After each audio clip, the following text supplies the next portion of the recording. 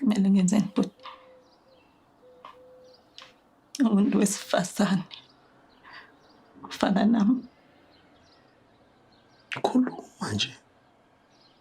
Udinga nje ukukhuluma kayi-1.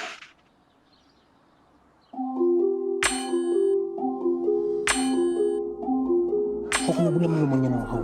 Utuba tho. Ubalale. Ona litani. Akumuntu. Ngiyabulali. Eba futhi.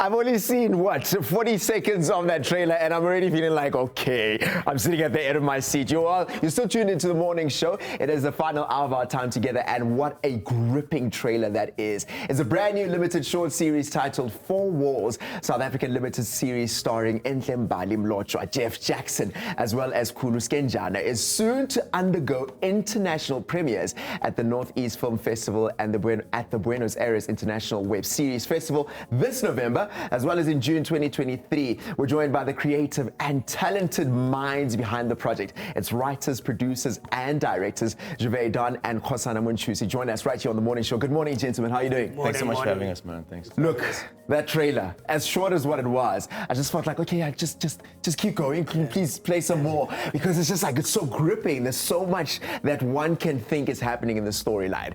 Without revealing too much, tell us about the central themes that you're covering in the 4 walls, because the little bit that what we're seeing is there's a deep story that's kind of happening that the character is carrying in what we've just seen.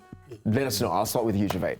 Well, obviously, there's a lot more to the trailer that's dropping today that everyone can see. Yeah. The central themes of the series was we looked at taking 4 characters, putting them in a volatile environment, and also having the themes of GBV as well as cash and transit heists, which are pandemic in our country, you know. But how we wanted to tackle was we wanted to talk about it in a different way, you know, instead of hitting the nose on the head, you know. We wanted to kind of dissect it and see how does this affect our society, individuals. I think just in general, you know, and how do you put these people together? And what kind of volatile situation will erupt afterwards? Yeah. Sure, okay. I mean, these are very heavy topics to cover. These are very important conversations to have. And it's always so amazing how art allows, it becomes a catalyst to start those conversations. But I kind of want to go a few steps back. I mean, this is very gripping, very great storytelling, strong emotions and strong points. Where does it all start, Kgosana? I mean, take me back to when you've got a few words written and then suddenly you realize, wait, there might be something here. We might be onto a production of sorts. Yeah, so it's an interesting story. It was our COVID project, as we like to call it. So we were under lockdown, and the 3 of us as a creative team were sitting, and we were like, you know, we want to create something. We want to show the industry kind of what we want to do, the kind of stories we want to tell, because we've been predominantly in the non-scripted space, and we were wanting to venture into the scripted space. So we looked and we were brainstorming, and with gender-based violence being such a pandemic in the country, we couldn't ignore it, you know? And we looked at how can we tell a story and get people thinking about gender-based violence. And I thought back to something that actually happened in my childhood, which was I was playing with my friends and we saw a gang chasing each other. Sure. And the guys went and they started with like cross shooting at each other. We were ducking. And they went into like this corner house, hiding there. And that sparked something in me. And I was like, you know what, this would be an interesting story to tell. What happens when a gang goes and hides in a house? And that combined with gender-based violence, we thought just gave us a really interesting platform to unpack characters and story. Wow, actually, that's actually something that's fantastic. One wouldn't think about taking that moment, which could feel sort of traumatic, but to be able to say, but there's a story that's involved in that. Something amazing about this series is that it's been picked up by the NEIFF before its South African premiere, you know. And I mean, you mentioned that you were stepping into a space where you're moving into scripted stuff. How does it feel to have it recognized on such a scale before it's actually come out on local shores? And being recognized as there's something really good that's happening over there? I think for us, we always want our local audience to appreciate our work. I think that's our first audience, you know. I think the international market's more about showcasing African film and storytelling. And that's, I think, what's great about it is that we're sharing our stories with the world. People are realizing there's an amazing industry that's in Africa and in South Africa.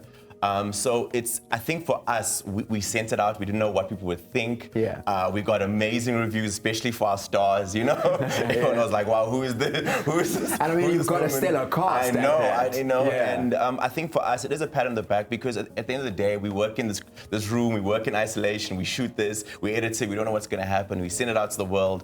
And I think all you want is it to be well received by both your peers, but also mainly an audience. And I think that's great that it's been so well received internationally already. You know? Before we wrap up our time together, I'm always kind of drawn into the bigger picture of things. I know usually episode 1, your aim is just grip us, introduce us to a lot of people, but ultimately grip us. But if you look at the whole production, what's the one moment you feel like, oh man, I can't wait till they see that? I'll start with you, Kgosana, without saying too much. Just like, oh man, I can't wait till they experience this specific moment. For me, it has to be the end, the last episode and the way that it ends. We had a lot of conversations around what is the outcome of the series, because we knew that whatever happens in the end is going to say a lot. And with us commentating as creatives on gender-based violence, which is essentially what we're doing with this piece of art, is we had to be intentional about what we're saying. So we had to look at ourselves as men and being 3 male creatives and kind of be intentional about, we're saying this and people are going to react this way and it's going to create conversation. Okay, of course, spoken like a true director and writer, just saying the end. So you have to wait till the end to get there. Is it the same for you, Juvais? Because unfortunately, you saw my answer, it was the end.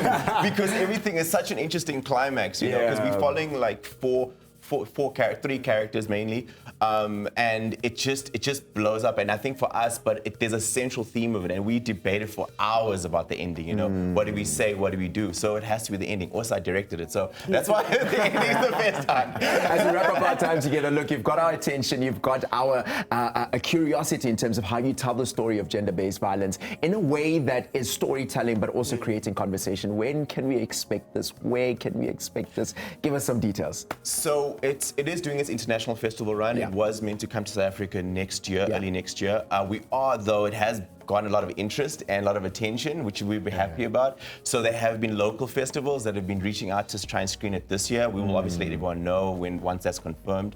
But yeah, we'll let you guys know. But most likely it will be on one of the streamers next year, and we'll give you a heads up. I am super excited about it. Gents, thank you so much for joining us this morning on TMS. It sounds like it's going to be quite the treat. And standard directors and writers just wait till the very end to be able to enjoy it. It is absolutely not to be missed. Local productions with jarring, gripping stories and telling a curation have to be supported at absolutely all costs. So we wish you all the luck at the upcoming international festivals. Trusting it's going to be a great time as it premieres, and we cannot wait for South Africa's turn to watch this magic. That was Juvais, Dunn and Kgosana Monchusi, creators behind 4 Walls. Let's take a quick ad break. We'll be back just after this.